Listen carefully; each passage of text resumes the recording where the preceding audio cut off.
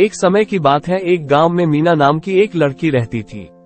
उसके पापा लालचंद गांव के बड़े सेठ थे। उनके पास बहुत से बगीचे और जमीन थी। वह अपनी बेटी से बहुत प्यार करते थे। वह उसकी हर जरूरत को पूरा करते थे, जिसके कारण वह बहुत बिगड़ गई थी और घमंडी हो गई थी। वह कभी कभी अपने पापा के सामने अजीब सी मांग रखती थी, जिसको भी उसके पापा पूरा करते थे। वह कभी कभी अपने घर के नौकरों का अनादर करती थी। लीला की एक दोस्त रमा थी, जिसके साथ वह अक्सर खेला करती थी। एक दिन लीला उसकी दोस्त रमा कुछ दोस्तों के साथ मेले में जा रहे थे। वहां पर रमा जिस तरह चल रही थी, उससे एक बूढ़े व्यक्ति को टक्कर लग गई और वह व्यक्ति गिर गया।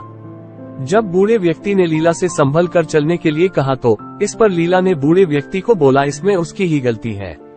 कुछ देर मेले में घूमकर झूला झूलने के बाद वह मेले से आने लगे। बीच में उनको एक आम का पेड़ नजर आया, जिस पर बहुत से आम के फल लगे हुए थे। लीला और उसके दोस्त उस पेड़ के पास जाकर पत्थर से उस पेड़ के आम तोड़ने लगे। कुछ देर में उनने इतने फल तोड़ लिए जिससे उन सबका पेट भर जाए। लीला के सभी दोस्त टूटे हुए आम को उठाकर खाने लगे और आम तोड़ना बंद कर दिया, लेकिन लीला अभी भी आम तोड़ रही थी। जब रमा ने लीला से कहा कि हमने इतने आम तोड़ लिए हैं कि हम सबका इससे पेट भर सके, तो तुम और आम क्यों तोड़ रही हो?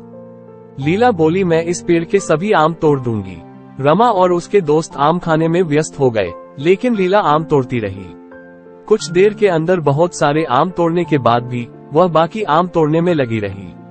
तभी वह आम का पेड़ बोल उठा, लीला तुम इतने फल क्यों तोड़ रही हो? जितने आम तुमने तोड़े हैं वह तुम्हारे लिए पर्याप्त है।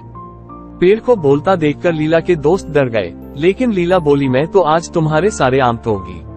आम के पेड़ ने लीला को चेतावनी दी वह रुक जाए और बाकी आम न तोड़े, लेकिन लीला कहाँ मानने वाली थी।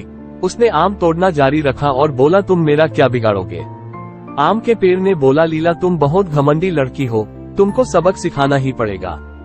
इसके बाद आम के पेड़ ने लीला पर जादू किया, जिससे उसकी मूंछें निकल आई। उसे देखकर उसके सभी साथी हंसने लगे।